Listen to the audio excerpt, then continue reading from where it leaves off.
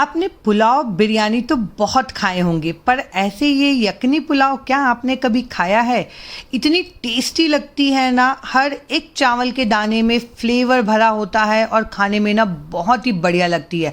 और ठंड में जब अच्छी सब्जियां आती हैं ना, खूब सारी सब्जियां डाल के जब ये यखनी पुलाव बनाएंगे तो बहुत ही बढ़िया लगती है। एक एक चावल के दाने एकदम अलग अलग बनेंगे और साथ में बनाएंगे एकदम टेस्टी वाला खीरे का रायता। इंस्टेंट बनेगा, बहुत ही बढ़िया लगेगा।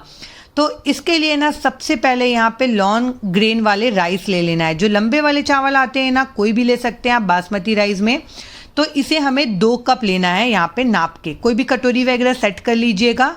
अब हमें पानी डाल के ना इसे अच्छे से 2 से 3 बार धो लेना है। बहुत ज़्यादा रगड़ रगड़ के मत धोइएगा, वरना चावल के जो दाने हैं ना वो टूटने लगेंगे। अब जब 2-3 बार इसे पानी बदल के धो लेंगे ना, तो हमें क्या करना है ना, इसमें पानी डाल के हमें इसे भिंगा के रख देना है कम से कम आधे घंटे के लिए, ताकि पुलाव ना बहुत बढ़िया बनेगा। अब इधर बना लेते हैं यखनी। यखनी जो है ना, एक मसालों से भरा हुआ पानी होता है जो ना इस पुलाव में डलता है। तो इसके लिए ना 4 कप पानी लिया है मैंने, उसमें 6 से 7 लहसुन की कली डाली है, एक प्याज को बारीक काट के डाल दिया है, थोड़ा सा धनिए का डंठल वाला पार्ट और पुदीने का डंठल के साथ डाल दिया है पत्ती। अब कुछ खड़े मसाले लेंगे, जिसमें की है काली मिर्च, लौंग, इलायची, दालचीनी, स्टार मसाला, पिपरी और जाल मसाला। थोड़ा थोड़ा ही लेना है, ये क्वांटिटी मैंने मेंशन कर दिया है। अब ये सारे मसालों को ना हमें डाल देना है पानी में। आधा चम्मच जीरा जाएगा और 1 चम्मच भर के नमक। नमक हम इसलिए ज़्यादा डाल रहे हैं ताकि ये चावल के हिसाब से हो जाए। इसे ढक के ना 10 मिनट पकाना है। 10 मिनट ढक के पकाएंगे ना तो देखेंगे पानी जो है ना वो रिड्यूस होके जस्ट आधा हो जाएगा और पानी का कलर भी देख सकते हैं आप। सारे फ्लेवर्स इस पानी में आ जाते हैं, उसी से ना इस पुलाव का टेस्ट बहुत ही गजब आता है। अब हम क्या करेंगे ना, इसे छान लेंगे और छान के ना अलग रख लेंगे। तब तक के ना हम अपनी चॉपिंग वॉपिंग कंप्लीट कर लेते हैं। मैंने यहाँ पे ना 1 गाजर काटा है, 1 शिमला मिर्च, छोटी सी गोभी लिया है, फूल गोभी, हरी बीन्स, पनीर लिया है 200 ग्राम, हरा मटर लिया है आधा कप के करीब और 2 प्याज को लच्छों में कट कर लिया है।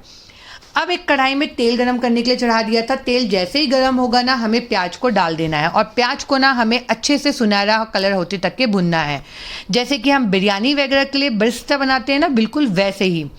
अब जो पनीर था ना, पनीर को भी हम क्या करेंगे ना, इसी तेल में फ्राई करके निकाल लेंगे। आप चाहें तो इसे नॉन स्टिक पैन में या ऐसे ही सौटे भी कर सकते हैं, कोई भी प्रॉब्लम नहीं है। अब जब पनीर को जब फ्राई करेंगे ना, तो बहुत ज़्यादा कलर नहीं करना है इसमें, हल्का सा गोल्डन कलर आएगा, हल्का सा एकदम, इसे निकाल लेना है। इसे जलाना नहीं है, इस बात का ध्यान रखेंगे। अब एक कढ़ाई चढ़ा दिया है मैंने, उसमें डाला है वही जिसमें प्याज तला था वो वाला तेल, 1 चम्मच, 1 चम्मच जीरा, चुटकी भर हींग डाला है, 1 चम्मच अदरक लहसुन का जो पेस्ट होता है ना वो डाला है मैंने, 2 से 3 बे लीफ डाला है और 1 यहाँ पे आलू को कट करके डाला है क्यूब्स में। अदरक और लहसुन डालेंगे ना, आप उसे ना पीसिएगा मत, उसे ना कूट के डालिएगा। अब सारे सब्जियां, जो भी सब्जियां आपको डालनी होगी ना, एक एक करके सारी सब्जियां एक साथ डाल देंगे। मैंने सारी जो भी सब्जियां चॉप करके रखी थी वो डाल दिया है ये। इसमें आप अपनी पसंद की कोई भी सब्जियां ऐड कर सकते हैं, बहुत ही बढ़िया लगती है। अब सब्जियों को ना बस 1 से 2 मिनट के लिए ना हमें यहाँ पे सौटे करना है। फिर डाल देना है 1 कटा हुआ टमाटर और 1 चम्मच नमक। सब्जियों के अकॉर्डिंग ही नमक डालिएगा यहाँ पे, उससे ज़्यादा मत डालिएगा। अब यहाँ पे ना सब्जियों को क्या करना है, हाई फ्लेम पे हमें सौटे करना है ताकि ये ना सौगी ना पड़े। 1 से 2 मिनट बस इसे हमें यहाँ पे पकाना है, जब तक कि टमाटर ना गल जाए। टमाटर जैसे ही गल जाएगा ना, तो हमने जो प्याज फ्राई करके रखा था ना, उसमें का आधा प्याज हम अभी डाल देंगे, आधा प्याज बचा के रखेंगे, बाद में डालेंगे। प्याज डालने के बाद एक बार अच्छे से मिक्स कर लेना है सारी चीज़ों को। और उसके बाद जो यखनी वाला पानी है ना, जो मसाले वाला पानी हमने तैयार करके रखा था, ये रिड्यूस होके देखिए यहाँ पे 2 कप हो गया है। मैंने 2 कप चावल लिया था, तो उसे पकाने के लिए ना 3.5 कप यहाँ पे पानी लगेगा। तो जो 1.5 कप पानी है ना, वो नॉर्मल पानी में डाल रही हूँ। टोटल मैंने 3.5 कप पानी यूज़ किया है।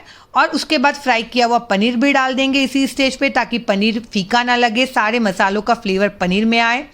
और इसे ना हम क्या करेंगे, उबाल आते तक के पकाएंगे। जब इसमें एक बार अच्छे से बॉईल आ जाएगा ना पानी में, तब हम इसमें जो हमने चावल भिंगा के रखा था ना, उसका पानी हटा के हम ये चावल को इसमें डाल देंगे। पानी बॉईल होने के बाद ही चावल डालिएगा। आधा चम्मच मैंने गरम मसाला डाला है इसमें। गरम मसाला की क्वांटिटी आप ना कम भी कर सकते हैं, ज़्यादा भी कर सकते हैं। वैसे इसमें ज़्यादा मसाला लगता नहीं है। अब इसे ढक के ना 5 मिनट के लिए हम पका देंगे। इसे फ्लेम को मीडियम रखिएगा और 5 मिनट बाद आप इसे खोलेंगे तो देखेंगे अभी भी इसमें आपको पानी दिखेगा, हल्का हल्का, और चावल पूरी तरीके से पका नहीं है। इस स्टेज पे ना ऊपर में डाल देंगे हम यहाँ पे फ्राई किया हुआ अपना प्याज, बारीक कटा हुआ हरा धनिया और हरी मिर्च, और इसे ढक के ना कम से कम 7 से 8 मिनट पकने देंगे। तब तक के ना इसके साथ खाने के लिए ना खीरे का एकदम टेस्टी वाला झटपट बनने वाला रायता बना लेते हैं। एक खीरा लिया है उसके लिए मैंने, और खीरे को ना हम क्या करेंगे, ग्रेट कर लेंगे। बहुत ज़्यादा बारीक ग्रेटर से मत ग्रेट कीजिएगा। अब 1 कप के करीब दही लिया है मैंने। दही को हम क्या करेंगे ना, पहले अच्छे से फेंट लेंगे। खट्टा दही मत लीजिएगा इसके लिए। अब इसमें डाल देंगे थोड़ा सा नमक, काला नमक, आधा चम्मच जीरा, आधा चम्मच ही चाट मसाला डालेंगे, और आधा चम्मच के लगभग यहाँ पे शक्कर डालेंगे ताकि टेस्ट जो है ना वो बैलेंस हो जाए। और इसे अच्छे से मिक्स कर लेंगे। जब ये अच्छे से मिक्स हो जाएगा तो इसमें डाल देंगे ग्रेट किया हुआ खीरा और आधा चम्मच ही लाल मिर्च का पाउडर। तीखा आपको जितना पसंद हो उसके अकॉर्डिंग यहाँ पे आप एडजस्ट कर लीजिएगा। चाहे तो आप हरी मिर्च भी कट करके डाल सकते हैं।